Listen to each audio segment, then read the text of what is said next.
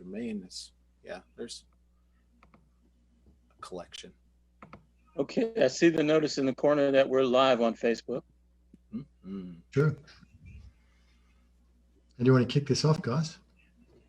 Good morning, everybody. Welcome. Thank you for being here. We are going to be hanging out for a couple of hours with you to talk about men's work. What the hell is that? But before we even do anything like that, we're going to do a little bit of what we might do in men's work and invite an invocation from one of the guys in the group. And Daryl, would you step in and kind of set the space for us? Thank you, Boysen. Men, take a moment, center yourselves, close your eyes, wiggle your toes. This is a moment where I invite you to take inventory of all you are, all your experiences, and ground yourself. We've done this before, but this is new. This is how we show up in support of men's work around the world. It's not about telling people how to fix themselves. It's about being in relationship with them and giving them contrast to see choices alive. I honor each and every one of you for showing up. And let's share the magic of what we do. Oh. Let's start by doing a quick whip around the room to see who we've got with us this morning and give men an opportunity to check in for a moment. We lost Jaime Valdez. There he is. He's back. So let's lead off with you, Peter. Why don't you introduce yourself? Give us 30 seconds about who you are. Thank you. It's beautiful to be here with you men and with men across the Facebook interwebs. Got connected to this program here, the World Unity Week, and I just knew I wanted there to be some kind of men's group expression happening and reached out and that turned into us. And for me, it's a beautiful chance just to emerge in this new world that we find ourselves in, where we're growing screen hearts and finding our way to look at each other and be with each other on screens here and to now figure out how do we share the work that we do collectively digitally and be of support of men and that's what we're up to here today and we're creating a container so that we can hold space for each of us here and also for people who are watching this live here in the room, but also people who will watch this into the future to give them a flavor of how we can be together as men. And with that, I'm honored. Thank you very much. And Peter was instrumental in bringing this group together, so thank you, Peter. And now I'm going to go to another man who was instrumental in bringing this group together. Giovanni, will you introduce yourself and tell us a little bit about you? Hi, I'm Giovanni. I'm the son of Mayor Michelle, and she was instrumental in bringing this group together in the first place. I have put my feet in the Mankind Project for some time now, a little bit. I was initiated, and I'm also part of an active eye group, and I'm here to share my experience as a 19-year-old. Thank you. Welcome. And then I'm going to go, we haven't heard from somebody yet. Jaime Valdez, will you check in, brother? Hello, man. This is Jaime from Mexico City. It's a bit early for me. Just got out of bed. Happy to see such a diverse variety of men here in age and the rest of the qualities. And I am curious of what we're going to talk about. Not very sure what we're doing, but also when Boysen tells me to participate, there's something interesting about it. So that's why I'm in here. I thought I sent a letter to men from Spain and Argentina. I'm surprised they're not here, but I'm happy to be with you, man. With that, I'm in. Morning. Good morning. Yes. And let's go down to Atlanta, Georgia, Jermaine Johnson. Yes, thank you, boys. And Jermaine Johnson. I'm calling from Atlanta, Georgia. I was initiated in the Mankind Project in 2015. A little bit about me. I recently became a new grandfather yesterday. So that's a pretty big deal. And really happy to be here. I'm glad I had the time to show up to be with you, men, and looking forward to going a little bit deep, man, and sharing some of this gold that we all share together. So I'm in with that. Thank you. Welcome. And let's go to Shems. I think you're on the West Coast, aren't you? I'm not. I'm in Hawaii, calling in at 1 a.m. in the morning. So I just woke up for a little midnight snack with you all. There's the prize, Shems. I'm honored to be Shaka, with you. brother, shaka.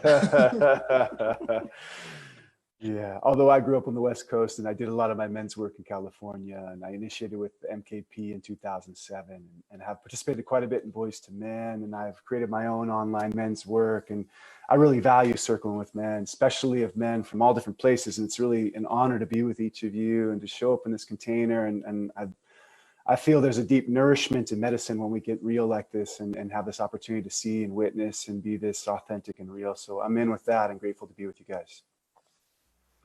Thank you. Welcome. Let's stick with that far west thing. BJ. Good morning, everybody. Yeah, same as Shems. Good to follow you. Good to see everybody. Thank you for having me. I'm in Hawaii as well, born and raised in San Francisco, California. Also took a cat nap and making some tea, and great to be here. I'm about to turn 50 in July. When I was turning 30 and my daughter was on the way unexpectedly, I had a strong sense, even though I'd done some work on myself, I had a strong sense that any work that I didn't do, she was going to pick up and be affected by me in ways that I didn't want.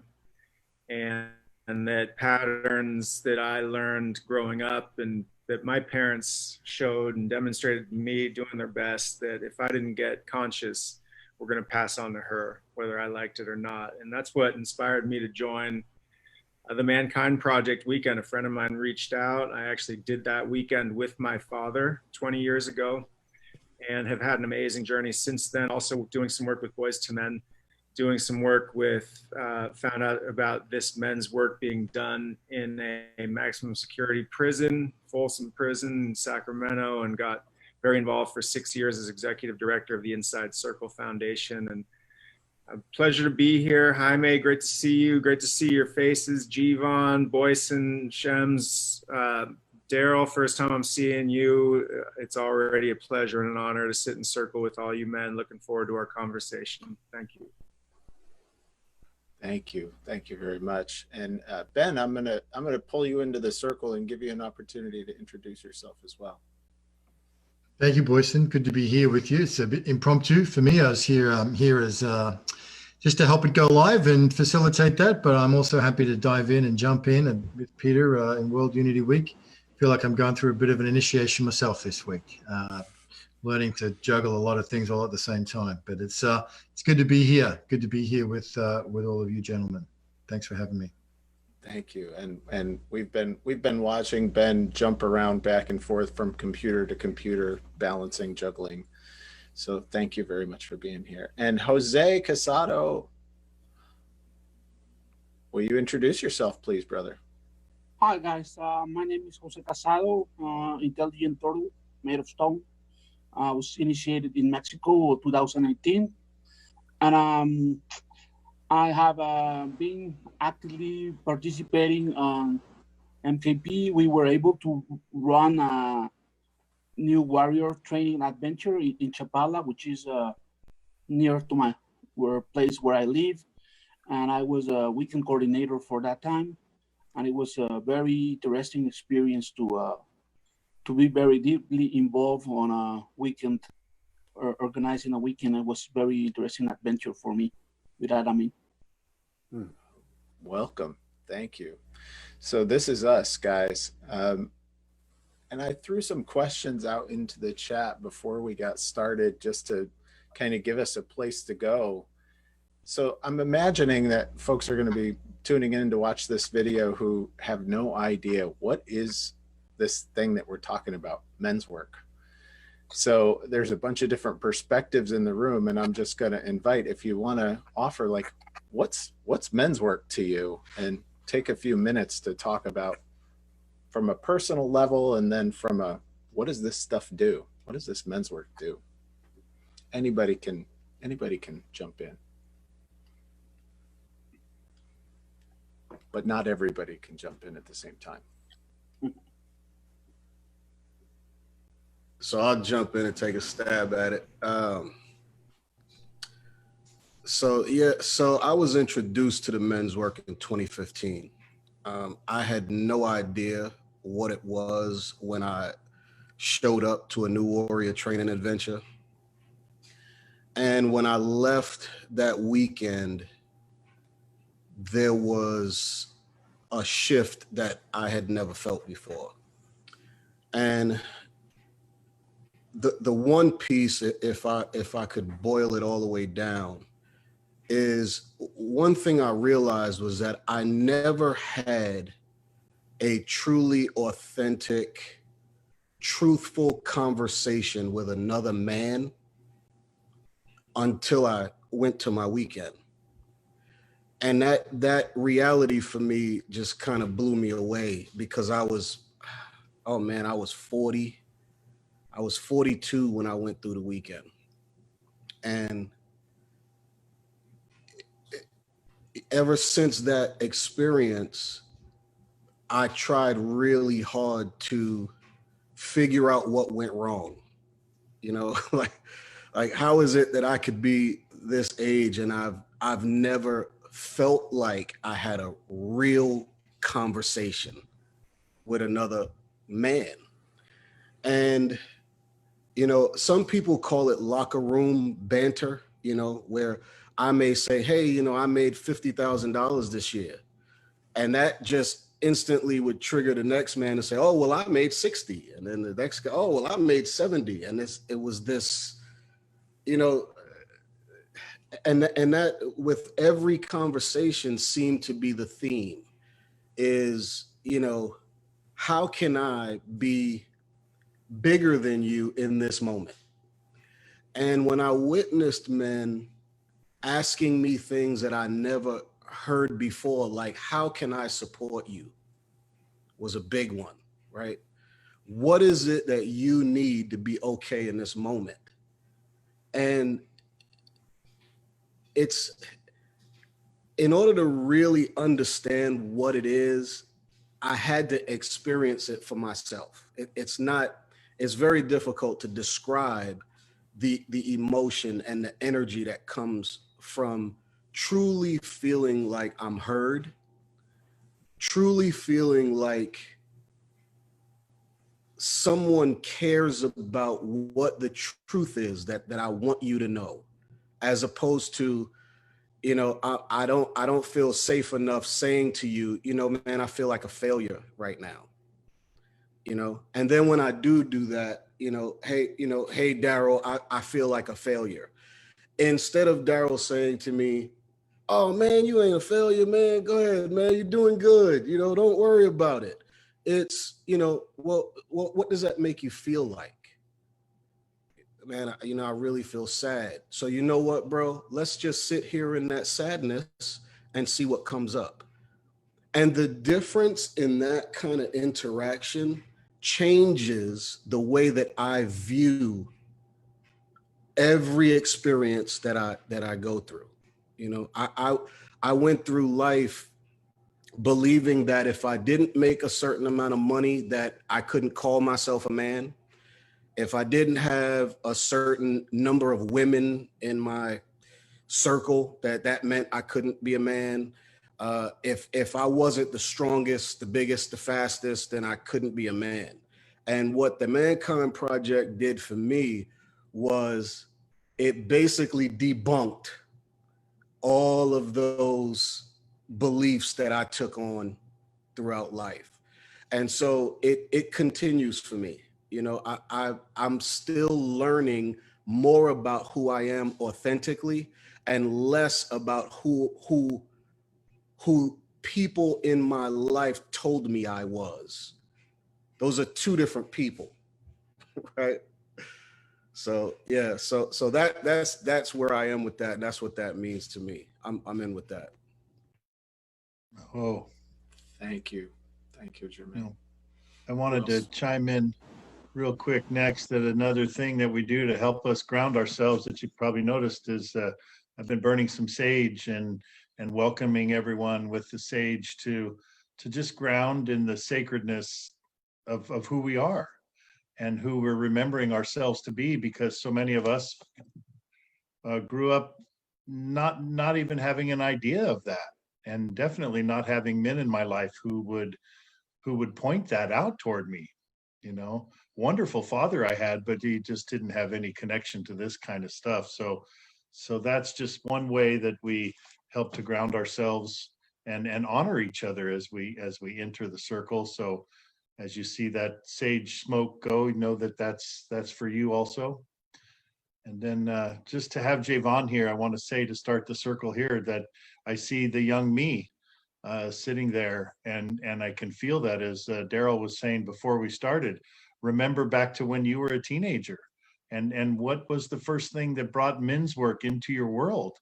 And it was a fascinating question. I guess I never really asked, because I was trying to find that point, and I got into personal growth in college and went down that track, but it really didn't become men's work till I bumped into a guy in Boise, Idaho, who was doing personal growth, and then said, "Come off here, we're going to go do a sweat lodge." And I'm like, "What's a sweat lodge?" Right? And I think I've heard of that, but I didn't know. And so I got to go sit in a sweat lodge with a Native American man who could hold space. And I'm like, oh, hold space. That's an interesting term, right? We get a whole new terminology around who we can be together and how we can honor the young in our group and the older in our group and the young in me, right? And that young man in me who was yearning for that place, that understanding. Who am I? How do you become a man? Like Jeremy was just saying, or Jermaine was just saying, what does it even mean to be a man? Right? It's just like, follow whatever dad says, get dad's approval, let's go. Drink beer, chase girls, play sports, here we go. Right? And that was the track. And it took till starting to go men's group to even just shake my head into, what is it that we're even doing? And so tonight feels really like another one of those moments in my world where I'll never forget tonight. This feels like a powerful night together, and I'm very excited to be here and honored to be here. I hope. Thank you, Peter. Who's next? Shems, go. Yeah, I'll share. You know, when I was Javon's age, 19, I was in college in Northern California, and I had a friend invite me to a men's gathering up in Canada called the Karaka Tribe. It was a gathering of New Zealand guys and Canadian guys. So I go up there having no fucking clue what men's work is. I'm with my friend. We're all excited. We get there. In the first 5 minutes, I was shaking in fear to have men look at me with this much depth, like penetrating me with their eyes. But the beautiful thing was I also felt safer than I'd ever felt before. So for me, the combination of men's work, of the sense of being fully seen, being welcomed in, but at the same time having this heat, this fire, this burning up of a lot of the bullshit stories, the things that, you know, I loved how Jermaine said, you know, the sense of really having men welcome us all the way in to be who we are and to have all that be accepted and but at the same time for it to be challenged or invited to come in more. And so what I really value about men's work and what's been huge for me is this shift from constantly having my authority outside of myself, like Jermaine said, is how much money are you making? What are you doing for a living? How many women have you been with? And all this stuff out here versus what lights you up, what turns you on, what fires it, why are you here? And what are you here to leave behind you? How are you here to serve? And that shift of consciousness from the authority being outside of myself to the authority coming back home and being with a group of fellow brothers who keep inviting me back here into what's true and authentic and real in my body, in my heart, in my mind, in my gut, now again and again. And that's what for me keeps bringing me back to Circle, because the world keeps inviting me to see it differently. And I feel like when we get circles like this, it keeps inviting us to see it really how it is. So I'm in with that. And thank you, brothers. Thank you, Shems. Beautiful. Okay, I go. I was born in Mexico. My parents got separated when I was about 3 years old. And I went living with my mom and my grandmother. It was a real matriarchy, so to speak. And I didn't get to see my dad. He got remarried and maybe spent some weekends there. And I didn't get much of an education on how to be a man. And then I went to this school in Mexico. Mexico is a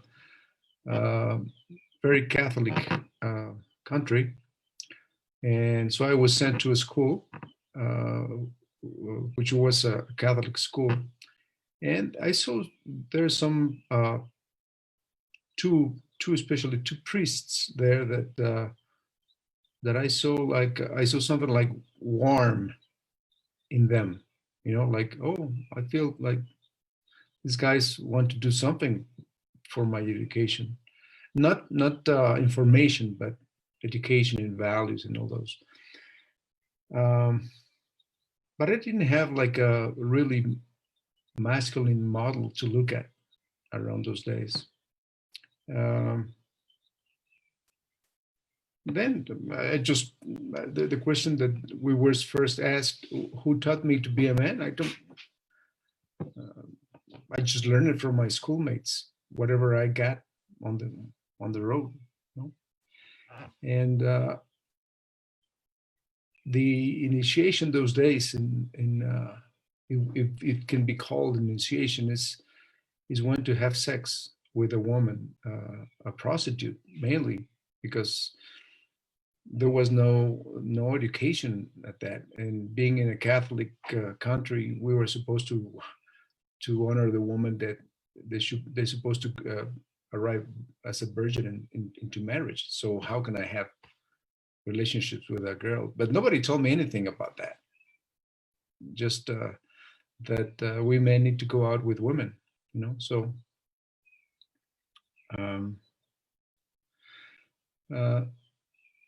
then I found myself getting married sometime, like it's expected for me to get a job and then to get married and then have children.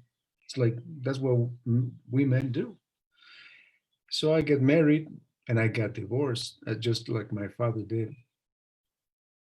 And when I was initiated in 2004 in my New Warrior adventure by accident, by accident.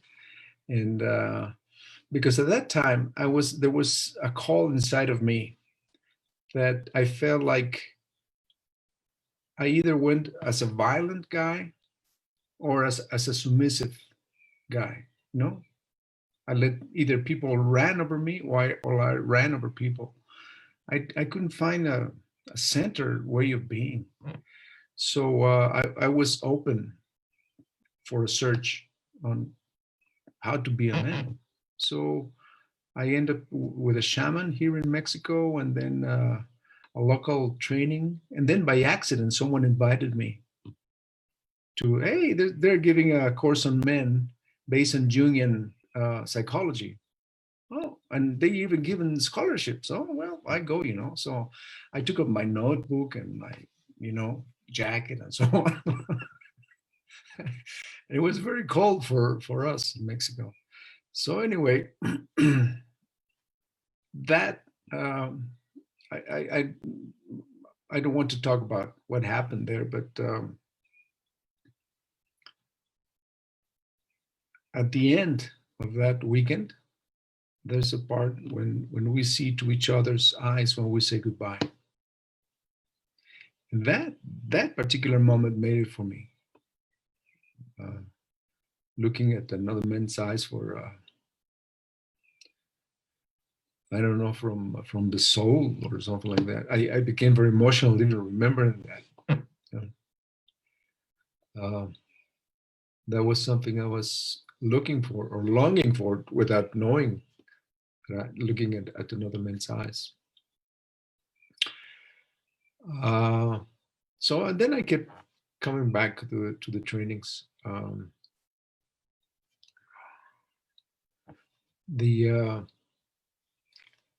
What I learned over the years is that I can take pieces of education on how to be a man by looking at other men. You know, oh, I want to be like Daryl, you know, or like Boyson, or you know, even like Jeevan, like talking to his mom. I could not do that. You know, I will maybe feel shamed having my mom around, but oh, I like this guy because he can he can speak to his mom like that. You know, so I learn from you men, or how to be a man. And then recently I also became a grandfather, you know, Jermaine, last Thursday, just very new, yeah, to a baby girl, you know. And I feel more than ever, because as I said before, I didn't know how to relate to women. The teachings from my dad. My dad passed away this year on February, and I became close to him before he had an accident and didn't have all his capacities with him. I became in peace with him, but his teaching was, you, and to my male other half brothers, he said to us, you had to be, as a man, you had to be very good at making money, drinking, know how to drink alcohol, and have a little woman. That's, I mean, literally, that's what he told us. So, and since he was not present in my life, I wanted to be like him, you know. So I didn't relate to women in a good way. And I got divorced. I have a daughter and a son. And now, in this age, I can feel the urgency to have a safer world for my granddaughter. So I am glad I am here and trying to make a better world. Amen. Thank you, Jaime. So I'm Daryl Moment. I live currently in the Washington, D.C. area. My story is a little weird. It's about not really belonging a lot of places and then finding that you do belong. I'm an Army brat. So in 1965, we were relocated from Washington, D.C. to Hawaii. And I went to Halikula on Oahu. And part of going to Hawaii, the Hawaiians will have any visitor learn Hawaiian culture. You don't come over there and not learn Hawaiian culture. So I learned who King Kamehameha was. I learned the significance of walking the beaches, the fires of the sugarcane fields being burned at night, the freedom to walk into a Dole pineapple field and pick a pineapple because you live there and that's your birthright. And I learned the rhythm of the islands and all the mythology. And one of the things I learned was I wasn't Hawaiian. I wasn't white and I wasn't Hawaiian. I was a little black boy, the only one in my classroom. And just when I thought I got the rhythm of Hawaiian culture down pat, I was ripped out of that and sent back to Washington. And I learned, I was indoctrinated that the Beach Boys don't fit Black America. Don Ho doesn't fit Black America. You will not be singing songs like Tiny Bubble and Ala Moana Anning in Washington, D.C. You need to learn the four tops and all of that stuff. So I learned that part of who I was internally, spiritually, was not going to be accepted. And that lesson was repeated and repeated and repeated until by the time I got to MKP, I had a lot of fragments that didn't fit, or I learned to hide from different groups. I can't be spiritual to this group of Christians. I can't be uneducated to this group of well-educated people. I can't be curious to the people who know everything. I can't be a non-professional talking to people who are professionals. There's so many things I can't be. When I got to MKP, a man actually just walked up to me and said, "I bless you for being who you are." And that broke me. My dad never said that. My uncles never said that. My coach in football never said that. The minister in church never said that. And then there were mentors in MKP in men's work who invited me, you know, from the place of being empathetic and energetic and knowing about Hawaiian culture and African African-American culture, and still carrying those scars, remembering what it was like. You have the ability to bless others in such a unique and grounded way. When they hear you, when they see you, they know it's authentic. I didn't know I had that power to bless. I certainly would never use it because nobody gave it to me freely. But I had mentors in MKP of all colors, all nationalities, all sizes, all shapes, gay, straight, whatever. They did not care about the fragmented pieces of me that I was still trying to find. They saw me as a magnificent whole human being who had the ability to bless. I took that into Howard University and became the founder of Howard University Man Up Mentoring. I took part of that into Afante, which is an African-American version of MKP. And I learned that, wow, there's tons of Black guys in Afante who look like me. But most of us are not in MKP because we've not found that MKP welcomes our gifts. And the catch-22 is because we don't show at MKP to offer them. I show up. I have many names, but two names I'm most proud of. My African tribal name is Izengoha. And the elders of the tribe gave me that. I'm very proud of it. It means the people's king. One of my monikers in MKP is I inspire men to live greater lives. I love that. That is so not a wounded thing. This is men's work.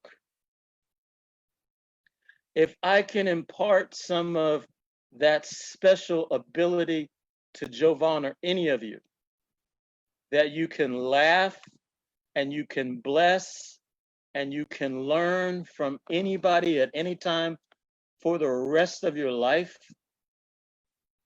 then I think I've inspired you to live a greater life with me.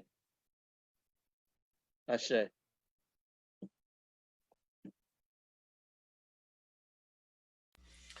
Thank you, Daryl. Beautiful. Boyson, I know you're moderating. I'd love to hear from you, brother. Hey, I'm Boysen Hodgson. We're also Peter's gonna bring another guy in from Singapore. We have a man from Singapore who's co-leading a men's group over there called the Man Cave. And he works with a couple of guys who have been through MKP. So there'll be another man entering the room here. And yeah, let me talk about what men's work is to me. So I grew up surrounded by boys and men. I have 6 brothers, grew up with 5 of them. Starting at the age of 10, I had a stream of stepfathers also. And so even surrounded in this like highly testosterone culture in upstate New York, I had no idea what nobody ever, I feel that like nobody ever looked at me and said, it's okay to be just who you are. Like I learned that I needed to conform to be what anybody wanted me to be in any moment. And the drama and chaos around my parents' divorce and remarriages and divorces and remarriages and moving and remarriages and all of that stuff, I taught that I taught myself to like hang way back and just be good. So I was like a good boy. I was a very good boy. Get good grades, be very polite, don't make a fuss, don't be, don't be. And the message that I took on as I got older is as I became a teenager, watching my dad, from my mom, I got, don't be like your father. From my dad, I got, be like me. And from the rest of the world, I got, you're just like your dad. And so what I took on is like, don't be fucking anything. Disappear, like hide, disappear. Put on the mask, get behind the mask, stay behind the mask, don't come out. And I learned through my late teens and 20s, bookshelves full of books. And I started The Road Less Traveled and all the spiritual reading and Thich Nhat Hanh and Alan Watts and Zen and the Art of Motorcycle Maintenance and all of these books, right? So I voraciously consumed all of this spiritual literature. And by the time I was 20, I was like this enlightened Buddha, right? Bullshit. I was a scared child trying to cover myself with whatever I could cover myself with so that I didn't feel vulnerable, so that people wouldn't know me. And the women that I dated through my teens, through my 20s, like over and over, I got the same question, like, where are you? Because I was never there. I was never fully present. And it wasn't until like my world kind of fell apart in my early 30s and I had heard about the Mankind Project and the New Warrior Training Adventure because other members of my family had done it. And I had said, no, I don't want any part of that. I don't want to be part of your cult. Stay away from me, bros. Stay away from me. I don't want that. But truth was, I was terrified of being seen, terrified of being known, terrified of what I would find if I actually looked deeply inside me, terrified of what others would see in me if I actually let them know who I was. And in 2004, I had 6 months into a new relationship with the woman who's now been my wife for 16 years and saw myself starting to repeat the same freaking patterns that I had done over and over and over in relationship, and knew that I had to do something. And a chiropractor who knew nothing about me, knew nothing about my family, knew enough about me on the table to know that I was going through some shit, took me out in the hallway after a chiropractic appointment and said, Boysen, I can see that you are changing. I can see that a lot is going on with you right now. I can see a lot's coming up for you right now. Have you ever heard of this thing called the New Warrior Training Adventure? And I laughed in his face and I swore at him. And 2 weeks later, I signed up for the New Warrior Training Adventure. And what I learned going through that process, and what I keep learning over and over in men's work, is that the only way that I feel whole in the world is when I take off the shield. Is when I let myself be present. And on that weekend, 2004, I expressed more rage and more energy than I had expressed at any point till then in my life. I allowed myself to express myself in a way that I had never would have felt safe to express myself. And yeah, that changed my life. Cool. Thank you, Ben. Ben's reminding me not to drop F-bombs. I apologize to anybody out there in the room.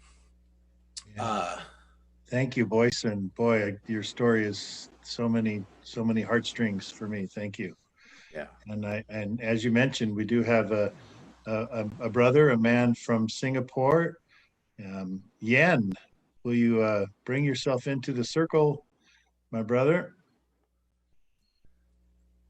And give us a little check-in. Hello.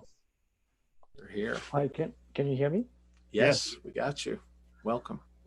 Thank you very much. Thanks, Peter, for bringing me in. I'm Yen from Singapore.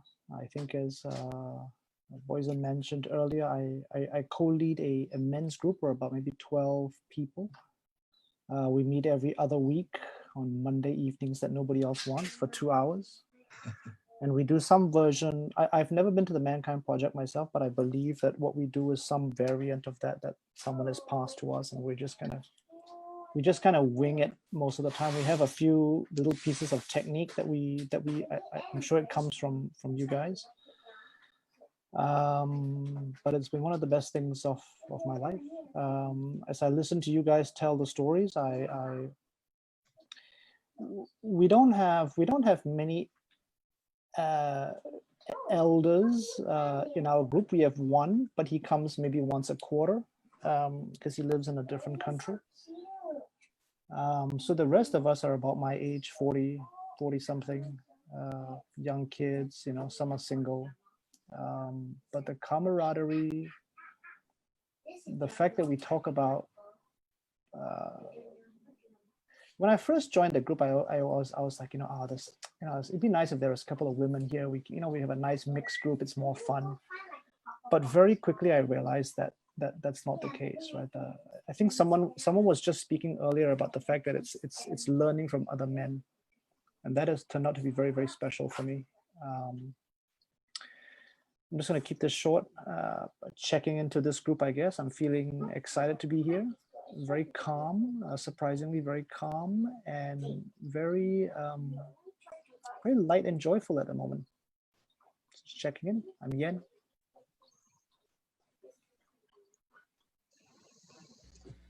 Welcome, brother. Who haven't we heard from? We haven't heard from Jose. We haven't heard from BJ. We haven't heard from Jivan. Jivan's ready. Go, man. Yeah, I'm ready. So when Daryl asked before, think back to when you were 18. That's not so difficult for me, being 19 and all. I grew up really liking knights and like the sense of honor and truth, and I was really looking for that. It's like looking for that in other people. Like I used to really judge people, still do, by how truthful and honest they are to themselves and everybody around them. How much can I trust their word?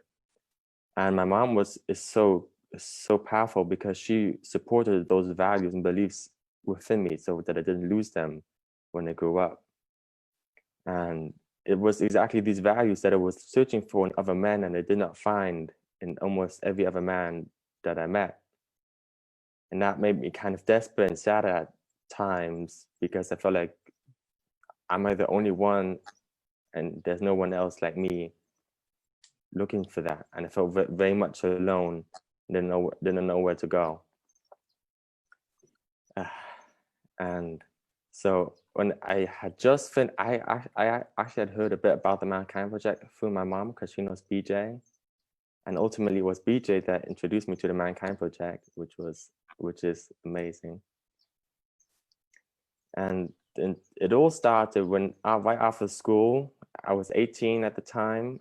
I took my first solo international flight to California, and it was such a hassle getting there. And it was the first time doing that on my own, because I had grown up in Spain and Germany. I am also American and British and German, but I was living in Germany. And coming from finishing school and going to California, that was a big thing, doing it all on my own, full responsibility, like one whole thing, one whole blast, going out there like that. And then making it to California ultimately, and then participating in the training. I can't remember, halfway I was like, I'm used to this, but what's happening now? We're only halfway. What else is going to happen now? And the rest that came really, really blew me away. And the thing that took away the most was to have this single experience of having deep trust in all the men around me, where I could be as authentic as I chose to be, and I could hold on to that in all the experiences now, a year later. So, and the most amazing things have come from that. I'm now also in an I group. And just last week, I was talking to them, and it's like, yeah, I'm gonna be on a Zoom call with all of these members from the Mankind Project and other men's works. It's like, well, why should I be there? Why me? What do I have to offer? And then it was amazing because they sat me down and talked to me about it in this I group, and without that, I probably would have not had that conversation or a group of men to talk to about exactly that, those fears that might seem silly, but for me, they were very important. So that was very special within the I group. And this entire structure that the Mankind Project offers for men to stay in contact and continue to talk to other men about themselves and where they're at, this is the most beautiful thing, I think, for me, definitely. And it's given me so much. I can definitely say that I am a completely different person than I was a year ago. And I feel like I'm more masculine than before as well. Oh, one more thing. The most beautiful thing was, because I had just finished the training and I was going to live with my grandparents for a week before I flew back. I had gained the skills from the Mankind Project and the courage to have a real deep conversation with my grandfather, one who had served in the Vietnam War along with his brother as well. Something I had never been able to do before. The very thought was frightening for me. And I could finally do that, and it felt so wholesome, because I have no idea how long he's still going to be around, and to not have that with him would have been terrifying for me. So this is a big thanks going out to Mankind Project and all those men who work there and dedicate themselves. Thank you. Oh, wow, Javon, I want you to know something. This doesn't happen without you. Tonight doesn't happen if you hadn't gone through the Mankind Project and your mom hadn't wanted to be there to support you. And when you came into the circle, when we first started talking about this, and you came in and shared and told us about what you did in the Holy Lands, and that was the glue for this coming together. That was the glue. This probably wouldn't have happened. It probably just would have been a good idea that slipped away. Oh, wow. But you got to know that this is you, and this is the kind of impact and the kind of power that you have as a man, is that just by putting yourself in the space as a young leader, as a man among men, that you are making this happen. It brings tears to my eyes right now.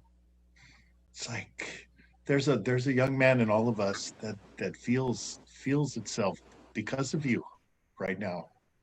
And all the people that we're reaching on Facebook right now, not just the ones that are going to see it live, but this is going to float around forever. And people are going to say, I saw something on Facebook and some kid from Germany was there, and some guy had smoke blowing in his face the whole time or whatever, right?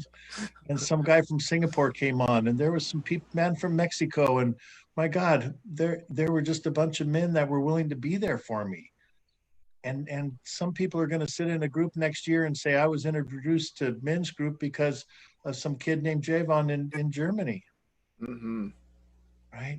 And the magic dust you're spreading right now, you'll never get to know, but you will know, because this group and your continued work is going to help you remember that everything you do, every smile for the stranger, every moment you're present is touching lives, and that magic is spreading out like pixie dust around the world.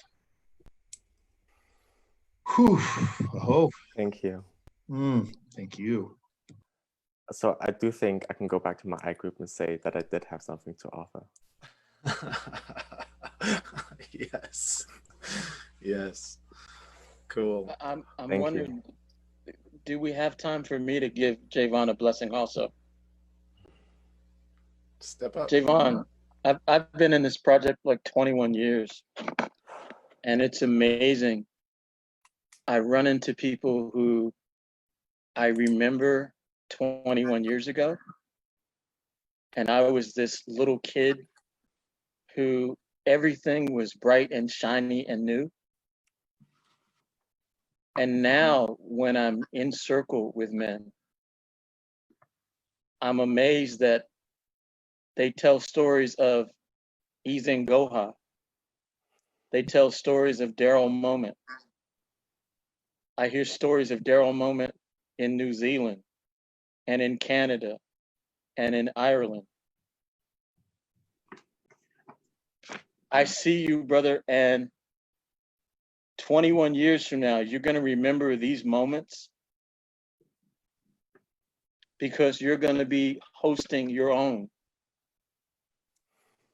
And you're going to tell them stories.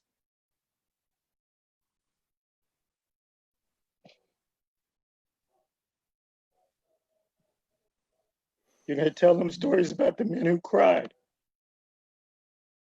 because you reminded them of the little boys that needed instruction or who grew up to be great men.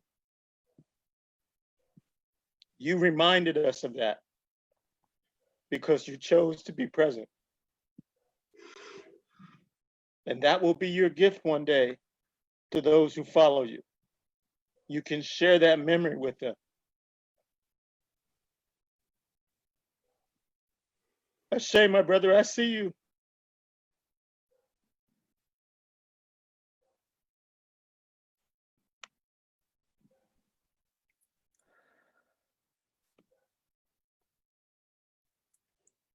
Thank you, Daryl.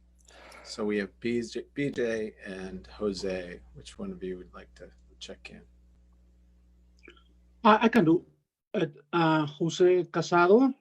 I live in Mexico, and I have been living since 20 years ago in Guadalajara, Jalisco, which is a land of tequila and mariachi. So very male oriented, very toxic masculinity oriented, and highly discriminative country for non-heterosexual people, other genders, or in general, right?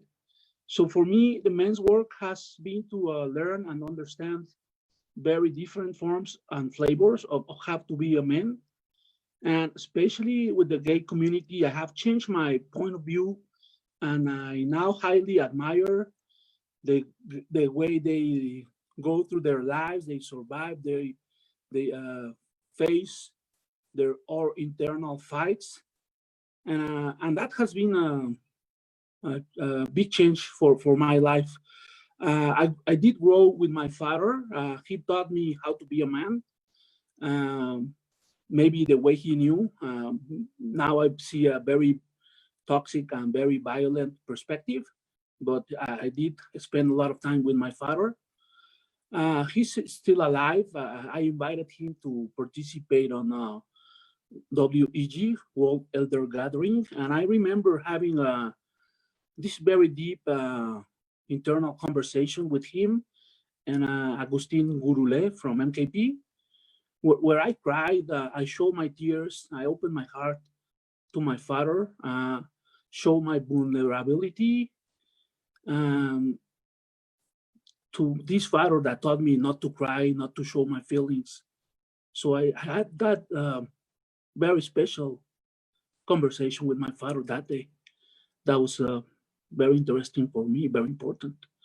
And when I went to my weekend, I could hear a lot of people swearing, complaining, saying very bad things about their fathers. And I was like shocked. I mean, how can someone can talk about like that about his father, right? But what I also learned is maybe doing that exercise of what is at risk, you get hurt a lot by not having a father and not having someone that can show you how to be a man. But you can also get very hurt and very damaged by having a father, very toxic father, alcoholic that can show you a very negative way on how to be a man. And that has been my work, my men's work here at MKP. Thank you. Thank you, Jose. I'll chime in. Really appreciate everything everybody has shared so far. And there's so many different directions I could go. Ultimately, what I was dreaming of when I was Jivan's age was a place that I could go and just be myself.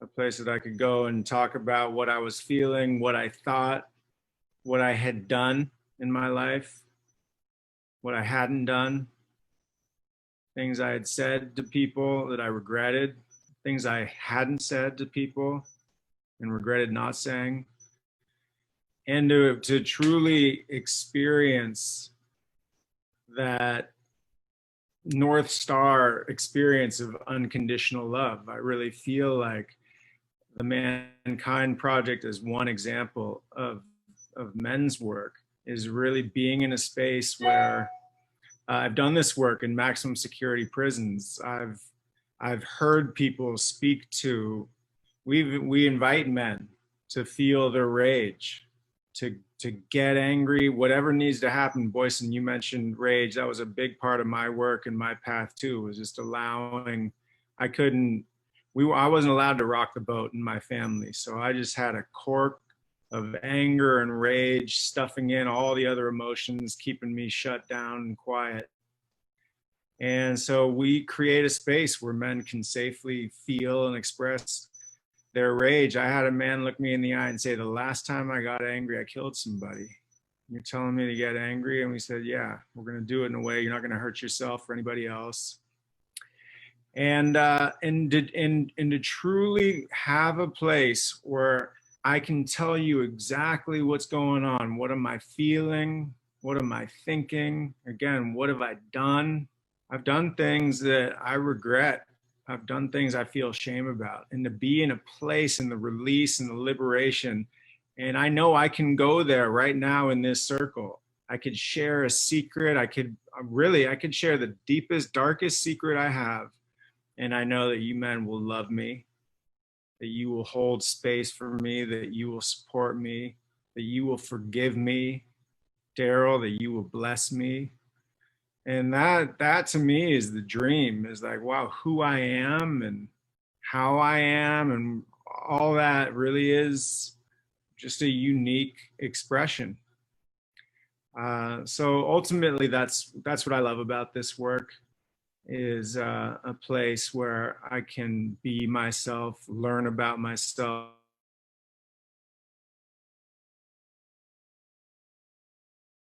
be connected to something deeper than the superficial parts of life. I'll drop one other little piece. One of the biggest kernels I was given in this work was, it's at one point in my leadership, I'm approaching 50 years old, I mentioned earlier. This was maybe 10 years ago, and someone said, you know, you're not quite a champion yet. What does it mean to be a champion of something? And I'm thinking now of just a lot of what's transpired over the last month with Black Lives Matter and a champion to me in Me Too, the Me Too movement. And here's what strikes me is that if I'm not hurting anybody and I'm not allowing anyone to hurt anybody, and if all of us do that, the hurting will stop, or it'll certainly slow way down. And so what does it mean to be a champion?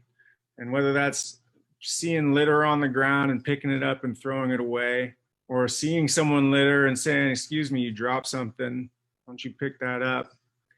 Or calling someone out who's maybe being harsh with their child or hitting their child or something.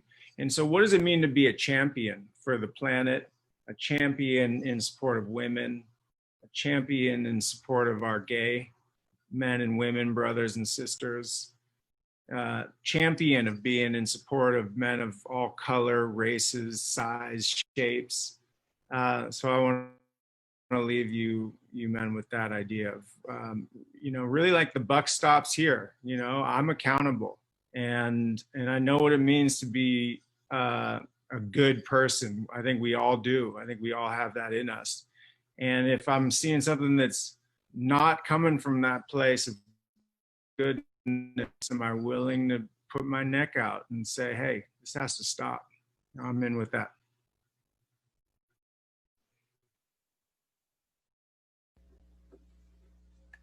Thank you, BJ.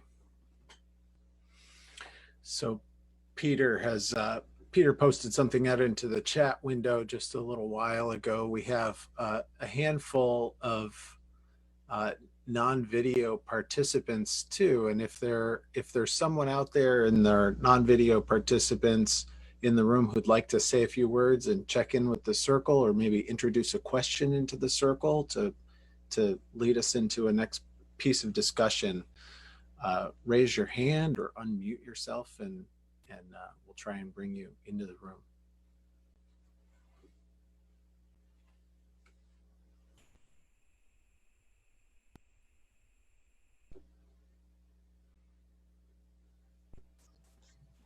Yeah, please know that you're very safe, and we're going to sit here for a little bit and give you space to come in as you like.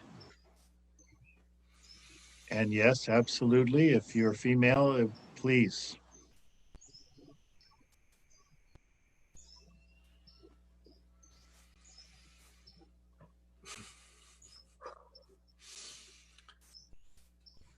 Jan, yes, Jan just sent you a request there, Daryl, in the chat window. Hello. Hi. I am Susanne Gräfe from the north of Germany. And I know Jivan, and I know his mother very well because I did medicine woman training with her. So I'm very touched by this group, and I have visions since the last 1.5 years. In these visions, in the nights, I'm sitting in men's circles,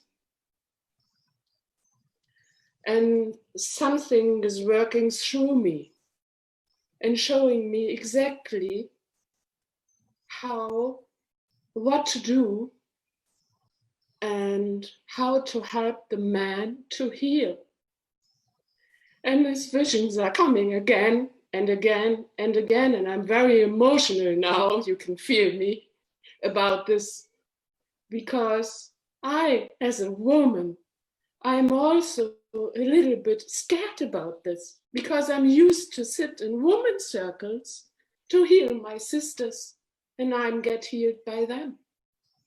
But I've got absolutely no experience with a men's circle. So please, if somebody has an intuition for me, this will help me and heal me, maybe, I don't know. And I really appreciate you all and what you are doing. It's so needed. So thank you so much. Thank you. Thank you. And I know there is a very huge ancestor behind me. He was showing up, and he is a druid man, and he has so much power, and he is working through me and showing me what to do. So I'm not working with my grandmother at the moment. I'm working with him. Thank you for listening. Ashe. Thank you, Susanna. Oh. So can I speak to that? First, welcome, my sister. It's good to see you. Let me speak directly, spirit to you. No space on the planet is ever complete without your energy. Let me say it again. No place on the planet is ever complete without your energy. This may be the first time that you've spent in male space like this. But just like with Jovan, your presence changes the energy, the meaning of this circle. It multiplies it, it becomes more. The conduit to the ancestors through you, the conduit to feminine energy through you, the yin and the yang that is balanced by your presence. As we hear your words, feel your emotion, it doesn't happen without you in the room. So thank you, and thank the druid behind you who said, yes, now is the time for you to speak.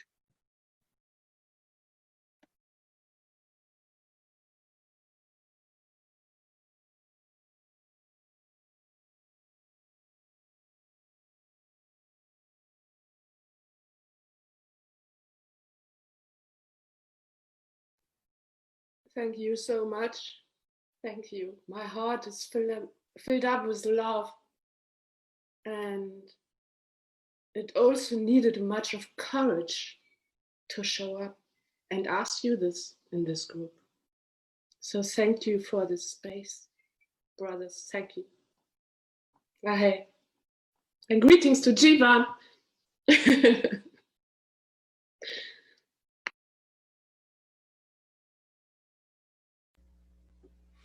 Is there anyone else out there in the room who would like to check in?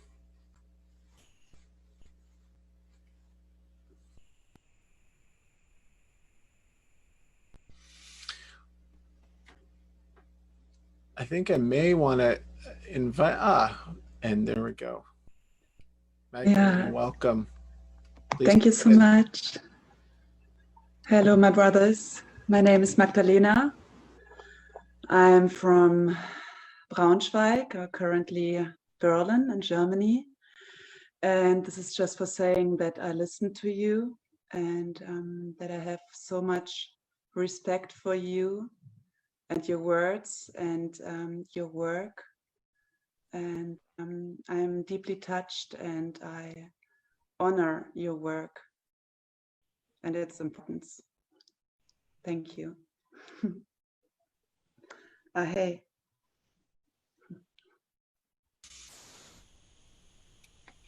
Thank you, Magdalena. So beautiful to have our sisters join us and to continue to hold the space. I don't know about you guys. I do know about you guys. It's beautiful. We need you. We need you to be us so much more fully to hold ourselves. We use your energy. I use your energy to hold myself higher, to hold myself to a higher standard than I would be on my own or be with my brothers.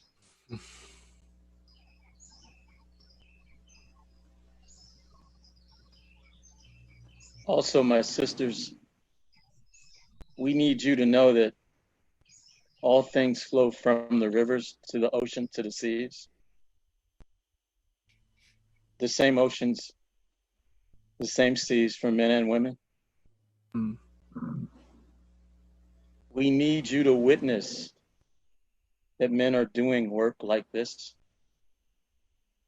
We need you to tell women It's safe to seek out spaces where men do work like this. It's safe to bring your sons and daughters to witness and ask questions and hold us accountable for changing the world. This is our legacy. We need you to say,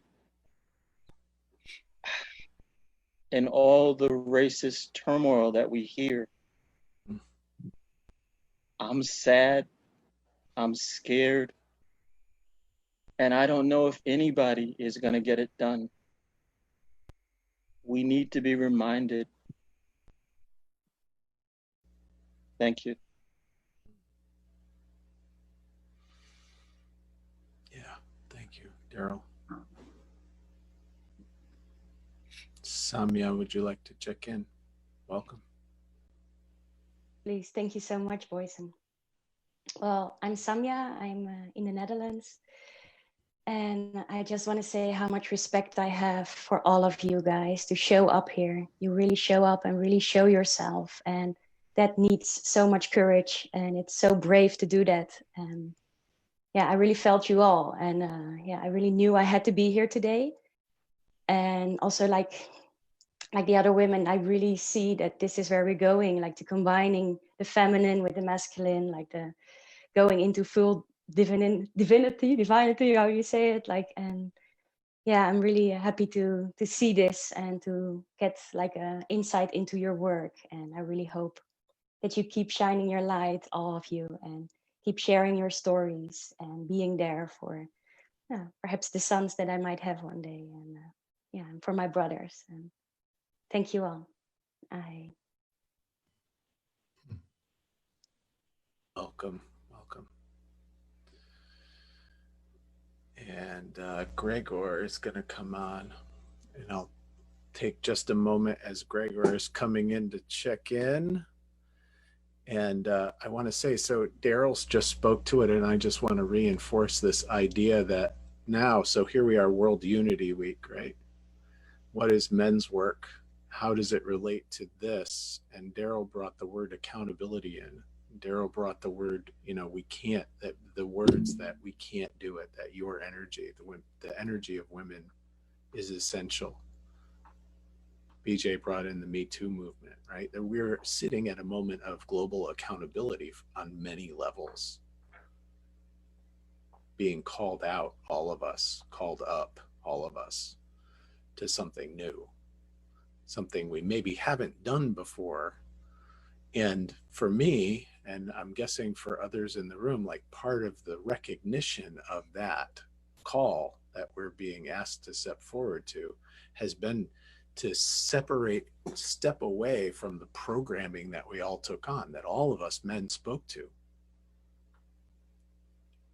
We're programmed from birth into this role, into how we're supposed to be men, into how you are supposed to be women.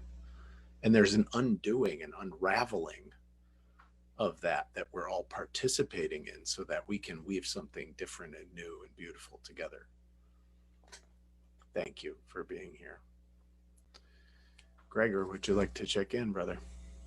Yes, thank you. I'm very inspired by your panel here. And I know some of the women, and I know Jivan. And in the last years, my wife had done the medicine woman training that also inspired me a lot. So I'm looking out for men's work. That's why I'm here. And what really blew me away is I'm used to share inauthenticities of myself in front of people, but to hear your men sharing your inauthenticities in front of other men, your vulnerabilities, that really made a big difference for me. Very inspiring to hear you all. Thank you.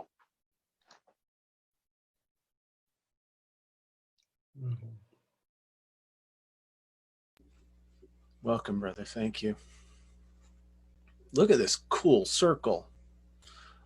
I almost swore, but I pulled myself back, Ben. I want to throw something in. My 3 new favorite words I don't know.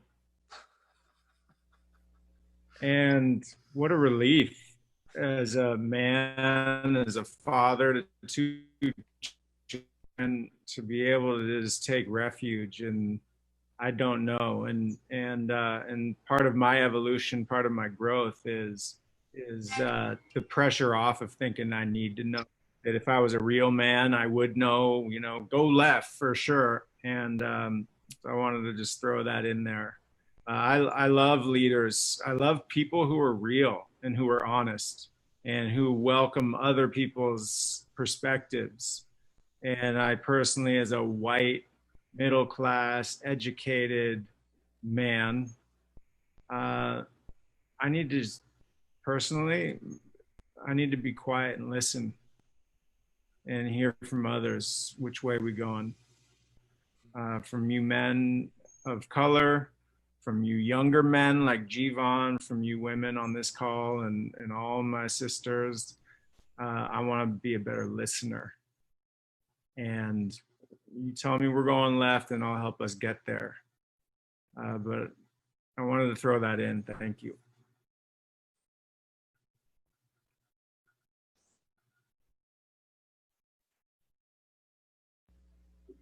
Thank you, BJ. Where do we need to go now? Who's got the next part of this? I think I just typed it into a thing to you, Boyson, because it just came through me as we look at the time game that we find ourselves in here. We have roughly a half an hour, and what that leaves us time for, and what so often happens in group, is there's time to check in, and then sometimes it just moves into check out, because the beauty of check-in, as you all have seen, is that the stories are so rich. But first, I want to see is everyone who wanted to check in had a chance to check in, and Ben in particular. I don't know that. I think you maybe just did a tiny check-in at the beginning, but I would really love to have you check in from a deeper. I know you were busy at that time. Sure. Thank you, Peter. Thank you, Boyson. Thanks, everyone. This is really wonderful. And I was just reflecting because I got to see Jivan's mum a few days ago on a women's panel that I was doing the same, well, different role because I was behind the scenes on that one. But I got to witness it. And it was so amazing. It was so impressive. And I was really in awe of the panel and the women. And we know that, you know, in the world, women's groups and women's work has been so for the last, 20 years, 30 years, maybe, really going ahead and evolving. And I've got elder sisters that are right into it and have done a lot of it. And so it wasn't a surprise, but I was marveling at the beauty and the grace and the wisdom and the strength and the power and all that stuff in a good way. And so then to come into, you know, tonight in this is a bit of a surprise for me. I wasn't really thinking much about this session. It was just another card on the Trello board that we needed to get through.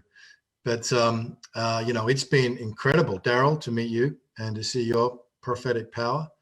And Boyson, the way you hold this space together, and Peter, your own connection to this and the depth of authenticity that's here. There's a great power here, and I'm really happy to see it. And I'm really happy that this is happening in World Unity Week. It just feels right, you know. And then when Grafe, sorry, I'm not sure if I'm getting your name right, Grafe, but when you showed up with that courage that you were pushed, but you still had to do it. That is courage. And when you stepped into the circle, something really shifted, something changed. We went to a new level of unity between us all. So I'm just honored to be here, and I'm grateful that this work is going on, and I'm happy to learn more about what the Mankind Project is doing and the other groups and the work that's going on. And I feel, you know, that inside this work of personal transformation is the real seed of the unity that we're looking for, and the peace that we're looking for, and the hope that we're looking for. So I'm just deeply humbled and honored and grateful. And yeah, I'm just here to listen, really. But thank you, Peter, for bringing me in. May I bring something up? Yes, Jan, go. I see in the comment section that Daryl has written a sentence, "Can you help me learn to do better?" And I don't really know what you mean. I think tone doesn't really translate on text very well. But as far as I've seen tonight, I've only met you for the first time tonight, and I see in you the most giving soul. You give wisdom, you give compassion, you give a full attention when you listen, and that is so incredible as I watch you doing that. For me to read the sentence from you that you want to learn better, obviously I'm humbled by your humility that you want to learn. But more than anything else, I don't know if I'm misreading it, but I sense that it's, of course we all want to learn to be better, but I also just want to reach out over the internet and tell you with all my heart that you are perfect just the way you are. You don't have to learn to be better. You don't have to be better. Exactly as you are complete and you are perfect just the way you are.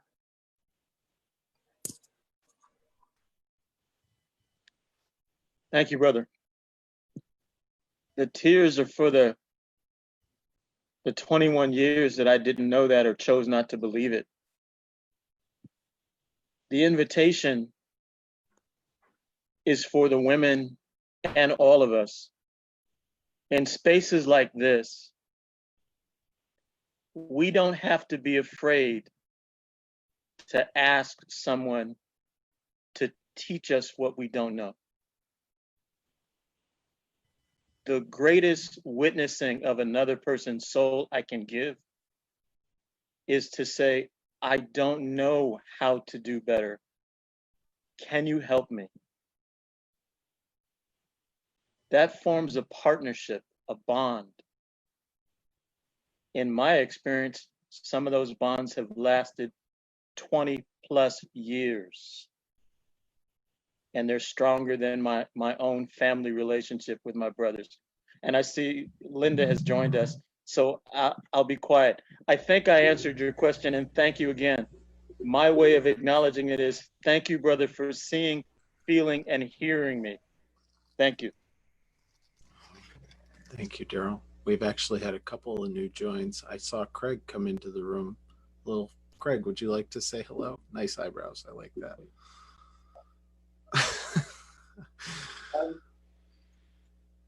Yeah, no, it's great what's going on, that we have this opportunity to people all over the world can get a chance to communicate. I'm still sort of sorting where I'm going with it, but it's lovely to share that we're not alone in this project, if you want to call it a project.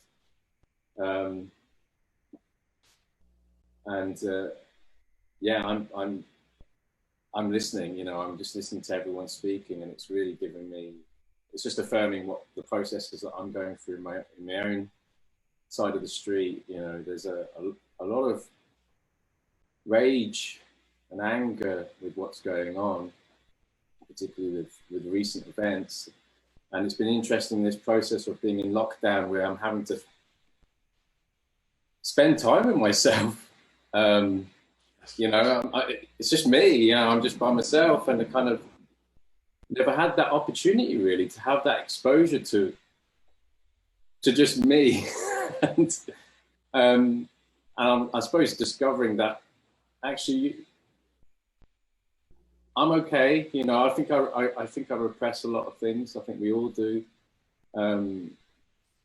Sometimes we kind of hide behind a mask, trying to please everyone, not quite fitting the bill, the shape that everyone wants us to be, you know. To be all right with that, to be at peace with all that fragmented parts, you know. I've sort of learned that the greatest enemy really isn't the outside world, it's myself. I think I've been my own worst enemy in this whole thing. So yeah, it's just trying to bridge those two aspects to myself. I think that's what we're all going through, that stuff that was in the dark, and then juxtaposed with the light. It's just like trying to find that middle area. It's quite confusing. But this is really medicine. Being here, this is like just what we're exchanging, what we're communing, is really helping me. It's giving me that humanity is still there. It's alive and kicking, and I thought it wasn't. I was really lost. I was like, what the hell's going on? You know, why are these world leaders that almost like spoiled children, spoiled kids, you know? But I have to look that in myself as well. We have that potential. Yes. You know, I think all these traumas that are happening around the world, as uncomfortable it is and uncomfortable a ride it is, I think it's helping, that trauma is helping us to wake up, I think, to take action. You know, it's bringing up all the stuff that was hidden up to the surface. So yeah, I think I just needed to get that off my chest. But thank you very much for inviting me in. It's a great pleasure to be. Welcome. And Linda came in. Linda, would you like to say a few words? And then we're going to start our checkout process. Sure. Well, thank you. I didn't realize this thing was going on. I just saw a YouTube video and I was like, oh, let me check it out. So thank you for having this. This is beautiful. And the heart-centeredness is really awesome. And yeah, if all we listen to is the media, you know, it's very disheartening. And I'm very grateful for being part of several communities similar to what is apparently going on here. And that's keeping me grounded. And that's really key, you know, and what everybody's been saying, you know, recognizing that we are enough just as we are, and that what's going on out there is not, I don't believe, indicative of what's happening with the majority of those of us that are taking this great pause to really look in and within and do things. You know, it's like, I believe there's a lot of hope. I believe as disheartening as a lot of this stuff is, it's sending some really big messages from, I call it Gus, God source, God universe source. It's a tap on the shoulder, you know, it's like, hey guys, you got to get your acts together. You know, let's coexist here. So that's the message I like relaying, and I'm doing my little minuscule part on my Facebook page and through Conversations That Matter. If anybody's interested in joining my Conversations That Matter, I do them on Sundays at 7 p.m. I usually just invite through my Facebook page whoever wants to get together and just be in a good heart space. So thank you for having this. Thank you for being here. Thank you, Linda. So we are headed at 8:43 a.m. Eastern Standard Time. We're heading into our checkout now. And Peter, you introduced a question into the checkout. Would you like to start us out and frame that? Yeah.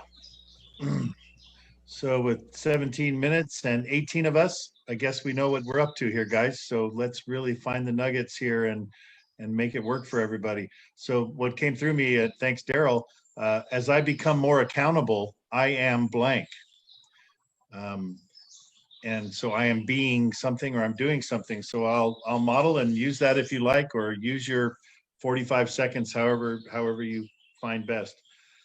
As I'm becoming more accountable, I'm slowing down for my choices, and I'm enjoying more of the sunrises that's happening here in California right now, and the birds chirping, and appreciating nature and appreciating the magic of this beautiful experience I am.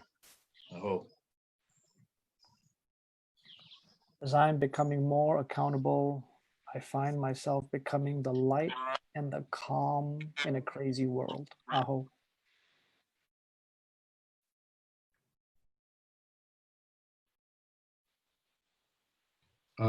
As I become more accountable, I want to help to heal our gender wound between men and women.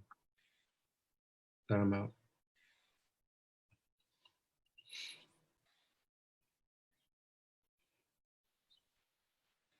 As we learn to be more vulnerable with each other, let's all come unmuted so you don't have that step to step in. So everybody unmute and let's just be with each other unmuted and ready to run through this last 10 minutes. And as I become more accountable, I learn better ways on how to be a man with that amount. Thank you. As I become more accountable, I learn that the little things are the big things. As I become more accountable, I take full responsibility for my life and for my thoughts and my actions.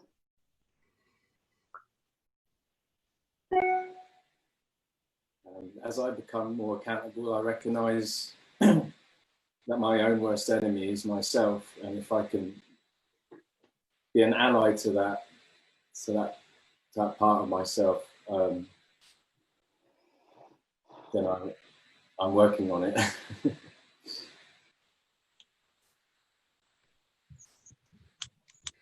As I become more accountable, I find the less I hear my voice, I can hear the voices and opinions of others. Oh. The paradox. As I become more accountable, I become a champion of nonviolence, of peace, of acceptance, of compassion. I'm out.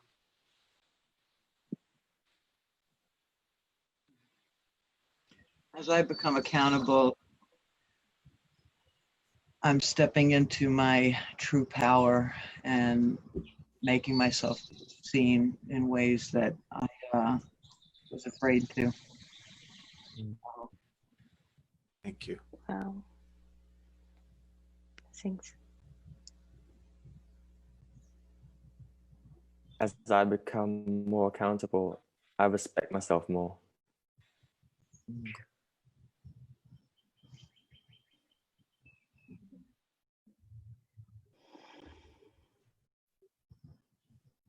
As I become more accountable, I get inspired by the love I'm keeping inside, and I turn it outside.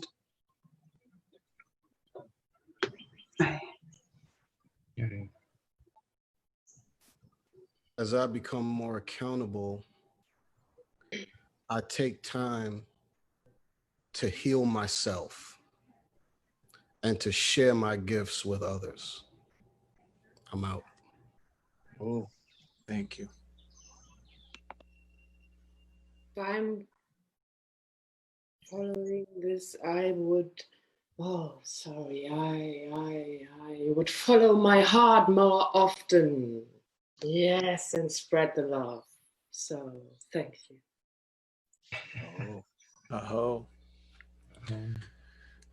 As I become more accountable, I use the power of all the privileges that I was born into and all the power of the things that I have learned and accumulated to change the systems that I can change to make the world better.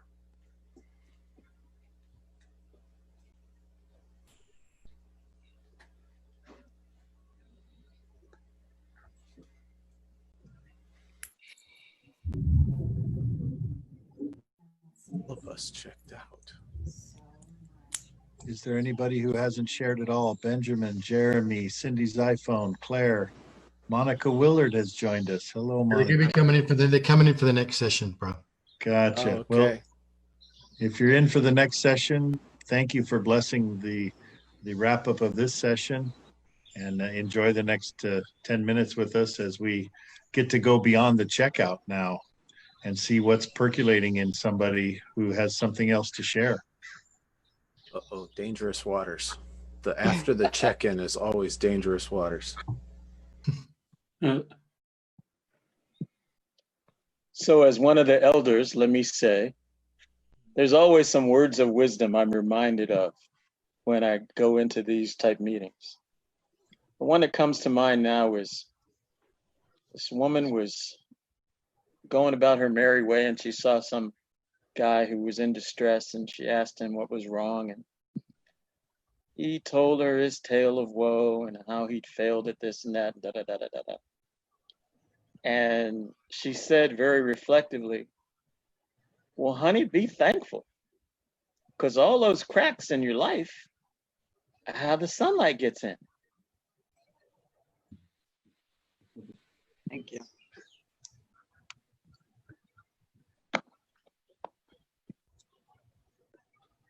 Well done. Well done, Peter. Well done, Boyson. Well done, everyone. This was really, really wonderful. I don't think we need to use the time just for the sake of it. I think we've come to an end, is my sense. So I just want to say congratulations and beautiful and memorable. Jivan, to be there when Daryl blessed you was a privilege, and great when you came in the room. This is special stuff. And Jan, when you came in from Singapore, and the women came all in, and Brother Craig, absolutely, own worst enemies. I think couldn't find another one that was worthy. So I think we're all in the same boat there. It's definitely, great authenticity and sharing. And beautiful, Peter. Congratulations, brother. You did it. You and Jivan and Boyson and pulled it all together. God, really honor you, Peter. Congratulations. Thank you, and blessings to Mira Michelle, Javon's mom, who was the spirit behind making this work, and well, all you men who brought yourself to the space to be here for yourselves, to be here for the young men inside of you, to be here for the young man who represented in Jivan, to be here for the feminine in all of us, to be here for the international in all of us, to be here in the father. Yen, I see your little daughter was playing in the background there. It was beautiful to see. One of the beautiful things about this Zoom world is we just get a peek in people's lives, and whew, beautiful. Couldn't have imagined it being any better. And we did good. We did good, and we're in good hands. Put your heads, all put our hands up. In fact, if you put your hands up and kind of toward the edge of your screen, it's almost like we're touching hands. It's spread it out wide there. We're a chance to almost all touch hands there. I got to get a picture of this because that's kind of beautiful. So keep them there. By the way, Peter, are you sure that was sage that was smoking across your face the whole time? Well, that's a mystery. We got to have some mysteries, and we got to have some paradoxes. Who was talking about the paradox earlier? That there you go. How wild it is to be alive at this time, and how we are all bringing ourselves into more accountability so that we can guide as we go into these so interesting times together in unity. Oh, blessings to everybody.